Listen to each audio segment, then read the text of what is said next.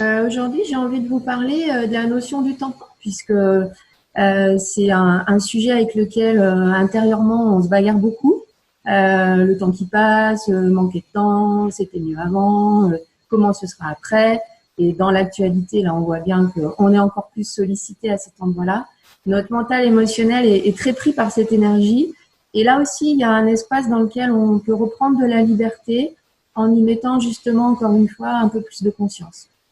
Donc, mais avant de vous proposer peut-être des outils de guérison pour moins se bagarrer avec cette dynamique-là, je voulais vous rappeler et peut-être vous faire prendre conscience que nous avons du temps, surtout une représentation psychologique. C'est-à-dire, ça veut dire que dans notre tête, le temps, c'est quelque chose qu'on découpe. Le passé, le présent, le futur. Et ce simple découpage, certes très fonctionnel et très organisé, c'est pour ça d'ailleurs qu'on l'a construit, ça donne des repères, c'est un outil social, tous les matins, 8h30, le good morning, on est là ensemble en même temps. Mais aussi du fait de ces limites de représentation, c'est important de comprendre que c'est une forme aussi de confinement psychologique, puisque notre mental qui, lui, justement, tant qu'on l'a pas suffisamment éduqué, maîtrisé, eh bien justement, lui est pas du tout organisé, c'est-à-dire qu'il se balade d'une façon immature dans cette représentation, eh bien, ça va pas nous être bénéfique. Concrètement, ça veut dire quoi? Pour être dans ma liberté, dans mon pouvoir, dans ma vie réelle, il est très important que mon énergie soit avant tout disponible au présent. D'ailleurs, il n'y a qu'au présent que je peux agir, on est d'accord.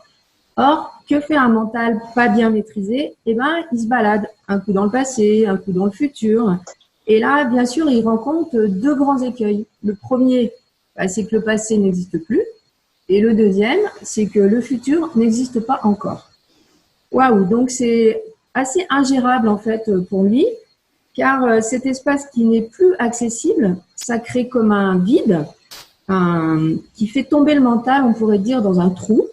Et là, vous allez très vite repérer ce qui se passe.